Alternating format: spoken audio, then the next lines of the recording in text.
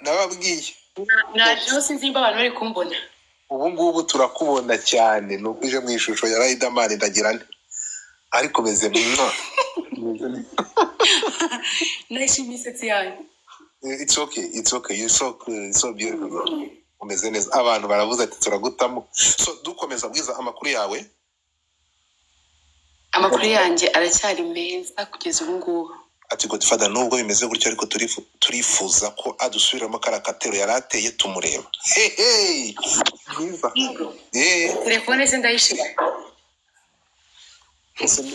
ndikwegeza itara hano gupanshira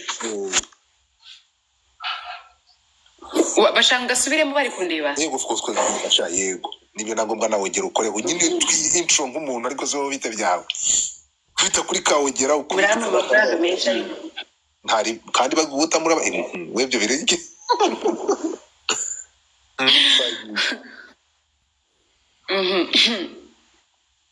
birakwiye ko mbitanga mu buhamye isi yose ikabimenya ni nk'igitangaza kubagira nk'inshuti zikomeye urya imboni zanjye zeretswe isanzure ntibabona mu buzima bwanjye yinjiyemo abantu bakomeye muri my best friends. Yeah. Oh my God, thank you so much. Ngira ngo mwamwumvishe uyu niwe mukobwa wenyine ufite igihaha ushobora kugenda karirimba neza ngira ariko bameze nk'umuntu uri kwa L bagira ngo ari muri playback. Iyo mvuze igihaha ntabwo ushobora kubyumva uracyari muto ariko iyo umuntu avuga kugira ngo uririmbe n'umwuka mwinshi nuko ufite igihaha kinini. Thank you so much Annette. Namuzanye. Thank you so.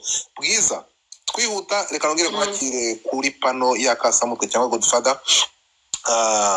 Uri umukobwa waje ufite imbaraga zimeze neza nk'iz'umwamikazi wigeze kubaho mbabarira ubyumve koresha ikinyarwanda gikomeye. Hari umwamikazi abanyarwanda bigeze gushyira mu gihugu habaho umwamikazi ahita afata abagenzi barabayobora yitwa Gigishegabo yari afite abasirikare cyangwa abaje bamurindaga bitaga inshinzi. Uwo mudamu niwe muntu wenyine wanditse amateka arahaguruka igihugu arakiyobora. Bwiza waraje ufata idarapo ry'igihugu urarihagarika uzana yogera uzana n'ibindi bisa nacyo tubwira ahantu twerekeza. Bwiza tubwire urugendo rwawe muri uyu muziki wahagurukanye inkundura ikomeye ukisanga uri nguyu tureba. Bwiza ukoresha irihe banga? Ibanga nta rindi ni nk'abandi bose ni ugukora ukakora akazi kawe ukagerageza ugakora neza. Iyo ugize imana hari ubwo bicamo ubundi bigatinda ubundi ugahura challenge nk'izo wahura no mu kandi kazi kariko kose ariko ukabyuka buri gitondo ukishamo agatege ugasira muri studio ugashaka indirimbo bikanga ejo bikemera ugakomeza ukarwana nabyo. Ugakomeza ukarwana nabyo. Bwa mbere usore indirimbo yose mu mwaka indirimbo yawe mbere isoka yanze hashize imyaka itatu nsohoye indirimbo yanjye ya mbere yitwaga Available. Iyi mu ndirimbo najya mpafominga kuko ntabwo nyikunda cyane. Hari igihe ukora ikintu ukazajya wiyumva ukavuga gusa hano byabaga byagenze gute ariko nyine ubwo nibwo nari nyiza ngerageza kujya muri studio nkigira ubwoba kurekodinga muri studio harimo abandi bantu bisaba wenda ngo mbe mpari njyenyine kugira mbe comfortable ariko ntabwo ari uko nyanga nyine nuko inyibutsa izo stories zose za kera. Yego wow. Uri mu bahanzikazi bazanye umuvuduko bazanye imbaraga nyinshi cyane byagukostinze ku ruhe rwego cyangwa kugira ngo uyu nguyu uri we ni impano yawe yahawe agaciro cyangwa washyizemo imbaraga z'umurengera kugira ngo utambuke uba ufite umuvuduko w'umwe tukubonana? nagaruka ngo ni impano ikomeye cyangwa ni iki kuko hanze aha hari abantu benshi bafite impano zikomeye bafite nabo bashoboye mu buryo ubwo aribwo bwose ariko nkeka ko wenda ku bintu byivuze ku bintu byanjye habayeho gukora cyane nk'uko nabikubwiye habaho kugira team yanjye iri supportive understanding show business habaho kugira abakunzi b'umuziki abakunzi banjye imiziki yanjye habaho media, habaho abantu nka Godfather n'abandi benshi nyine bafite ubushake bwo gufata umuhanzi cyangwa se nkanjye Bwiza cyangwa n'abandi like bakabigira nk'ibintu byabo nyine kugira inshingano zabo kugira ngo umuhanzi no munsi abe ari umuntu ufite urwego ariho umuhanzi abe mumuhe platform yanyu mumutize imbaraga abanyarwanda nabo bamube hafi bakunda ibikorwa bye bamusapotinge ntekereza ko nanjye ari ukuntu byangendekeye hamwe n'Imana hamwe n'Imana. Bwiza urasenga? Njye ndasenga cyane mwana wanjye. Urasenga? Okay, turavanga dutereye isengesho ndetse kurangiza. Niko bimeze. Mu ndirimbo ufite hari indirimbo ya gospel ufitemo? Yego, indirimbo izasoza umwaka ni indirimbo ya gospel. Indirimbo igomba gusoza umwaka ari indirimbo ya gospel. Mbaye mbibabwiye kuko nta kizahindukaho, ariko indirimbo igomba gusohoka mu kwa 12 indirimbo ya gospel nziza cyane. Mba nyibaririmbiyeho ariko nzabikora ubutaha. Okay, uzabikora ubutaha. Alright, uri umuntu woroshya ibintu, utwara ibintu gake, uca bugufi, ugana na benshi, ariko w'umukozi umushabitsi. Bwiza, mu myaka 5 uhereye umunsi tekereza ko uzaba ugeze he muri urugendo rwa music? Mba numva uko mbyifuza niyo nkora ibintu byanjye vision mba mfite, mba numva ari Bwiza uzaba abrandinze igihugu cye ku ruhando mpuzamahanga. Nkuko tubona njya nkunda gukurikirana ibintu bitandukanye hirya no hino, nk'iyo rebaza iyo utekereje Nigeria utekereza ku isi hose, utekereza umuziki wabo, ugatekereza ba Tiwa Savage, ubu hari Aerostar, bari abagore bose bakomeye. Rero mba numva nko mu myaka 5 Imana intije ubuzima ikaniza imbaraga, namwe mwese mugakomeza gushyigikira ibintu byanjye, mba numva aba ari Bwiza uhagararira u Rwanda ku rwego mpuzamahanga umuziki wanjye. Ku rwego mpuzamahanga uri umuntu navuga umuhanzikazi w'ikinyejana, kuko wazigiye, kuko waje uvuga indimi zose. Urateganya gukora indirimbo ziri mu ndimi z'amahanga nabwo ziri international zitari Kinyarwanda, kuko usanzwe ubikora ukora deep ukazikora?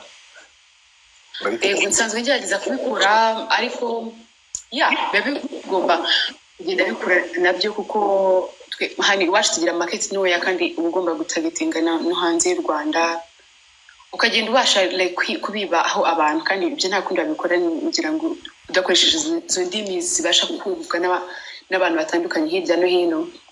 Niyo mpamvu atari nanjye na buri muhanzi wese aba agomba kugira gutagetinga iriya market y'abandi bantu bari hanze y'u Rwanda kandi bakeneye kumva umuziki, kuko umuziki ni ikintu ukunda utabasha no kumva ururimi, ariko iyo byoroheje ukabasha kwimba mu buryo buri muntu wese agerageza kumva mu some words, banumva biroroha na bikagufasha, bikabasha no gutuma ibintu byawe bikomeza bikura bigenda hirya no hino.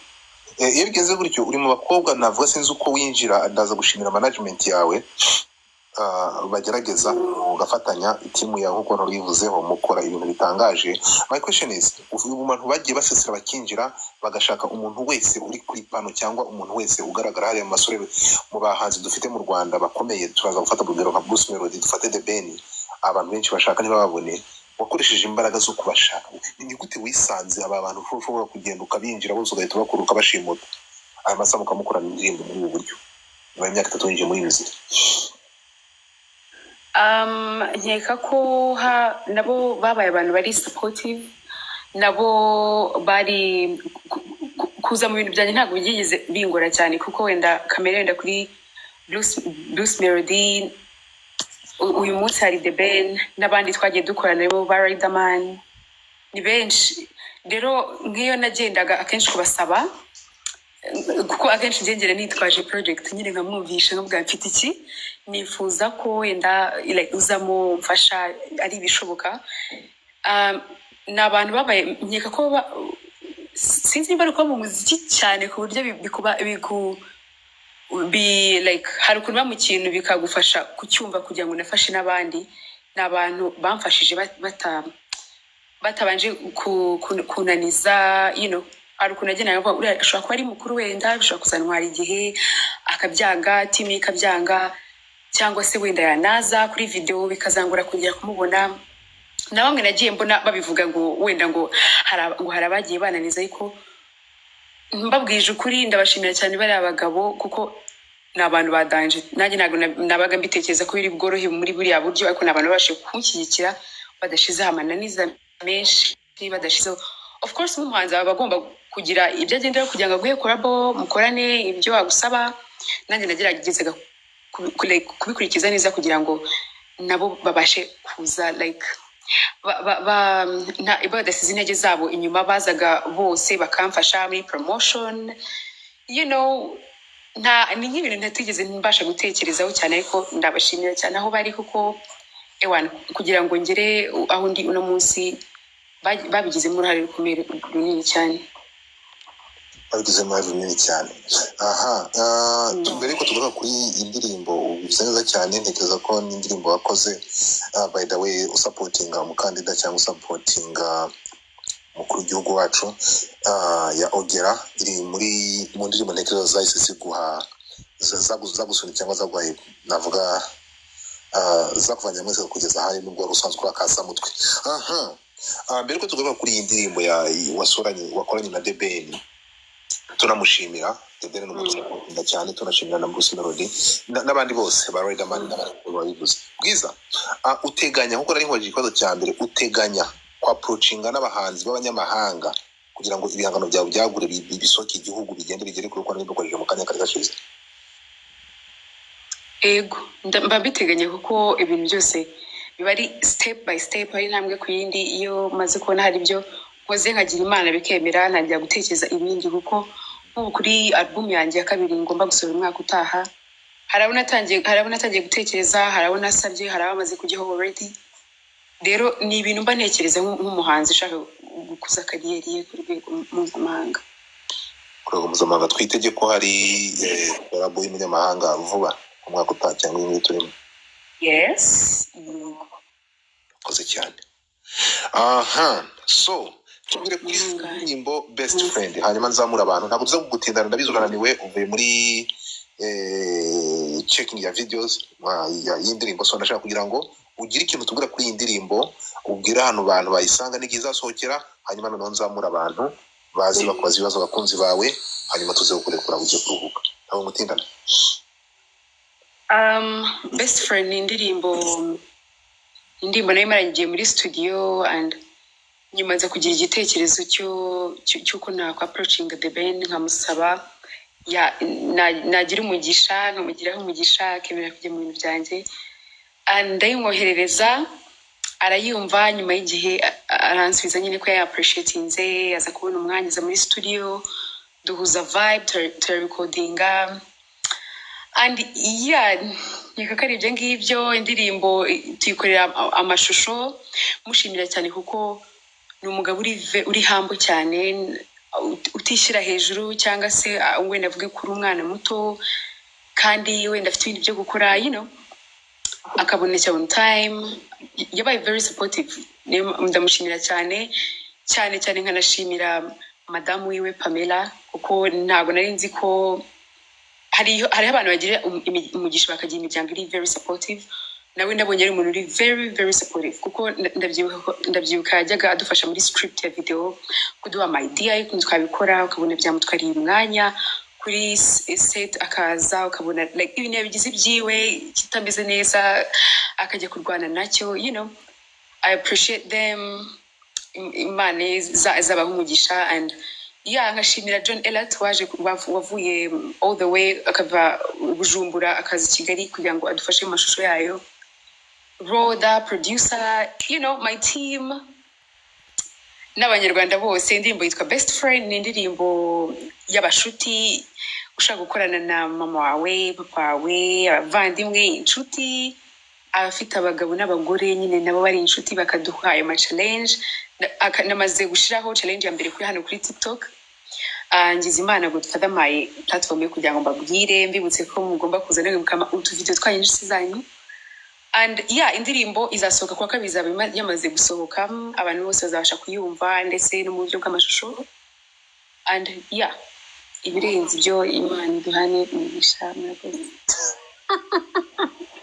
ati ibirenze ibyo Imana iduhana umugisha. Murakoze guys, my people, ntekereza ko this is your duty. Ni inshingano zawe kugira ngo dusapotinge mushiki wacu mu buryo bumwe cyangwa ubundi.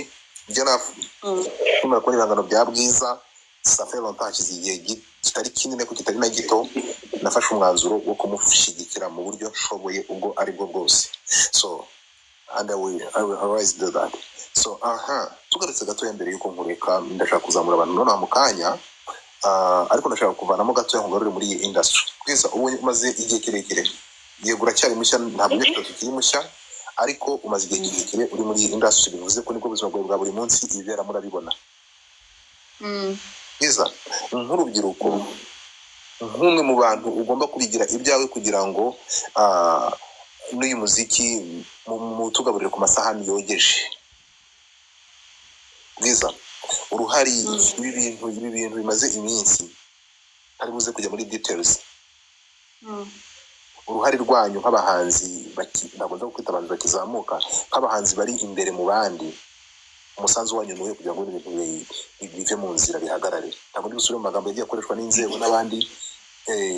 Utekereza ko ibintu bimeze gute ibi ngibi by'abantu bakoresha social media nabi, bakoresha social media nabi? Twumvishe muri koma abahanzi batigeze bamenyeshaninga amazina yabo, ari impamvu ngarutse kuri icyo kintu. Utekereza ko ibintu uruhare rwanyu nuwe kugira ngo mushyigikire inzego kugira ngo iki kintu gihagarare completely, mufokasinge kuduhereza ibyishimo mu muziki n'ibihangano byanyu? navuga ko uruhare rwanjye ni nk'uruhare, wenda kanivugeho kuko uno mutsengi uri hano, mba numva uruhare rwanjye ari nk'uruhare rw'umunyarwanda wese, kuko ibikorerwa hariya biba biri hano imbere mu gihugu niyo bigize effect bitugeraho twese muri rusange nk'abanyarwanda.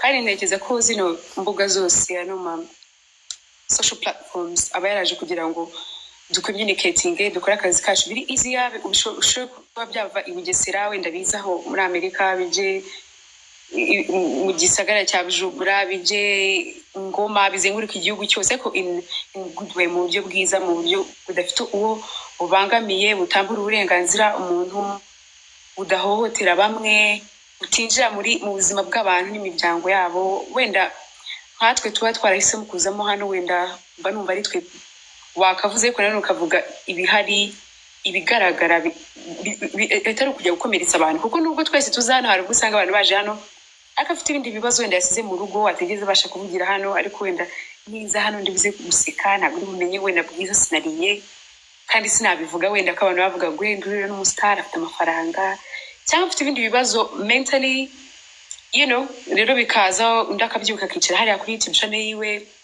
Hari abo mbona bifashisha ngo ni nyine ngo ni kuri urubuga rwanjye n'urwawe, ariko banumva bitaga uburenganzira bwo guhohotera abandi undi muntu uwo ari we wese, kuko ntabwo tuzi ibibazo abantu babana nabyo hanze ahangaha. Biba ari ibibazo biri enough ku buryo iyo ibi byiyongereyeho bituma umunyarwanda, umuturage, kuko abaturage bari hasi abo hanze ahangaha bo yemera ibyo bamubwiye, ntago wenda kandi wenda ntabwo muzabasha nanjye kujya kwicara hariya ngo mvuge ngo runaka ibyo yavuze sibyo.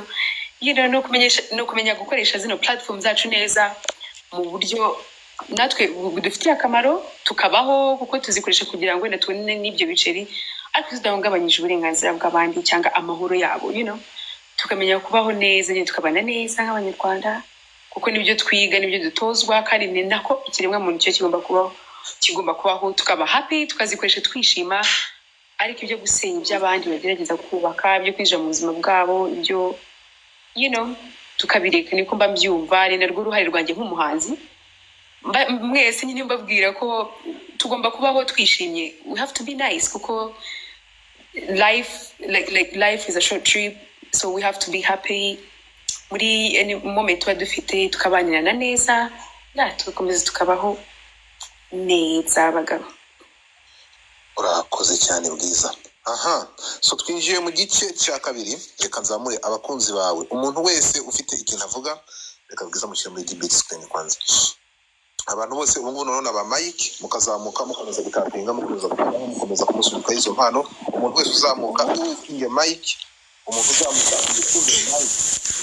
I repeat it, umuntu wese uzamuka amitunge mic ariko nsabe umuntu uzamuka n'ufite ikibazo abaza Bwiza unyandikire nkuzamure. Abantu mwese mukore cancel, abantu mwari requestinze Mike mukore cancel, mwongere muri requesting one more time, kuko abari requestinze kuva kare ntago bibuze kuntira kugira ngo mboroshe kubazamura.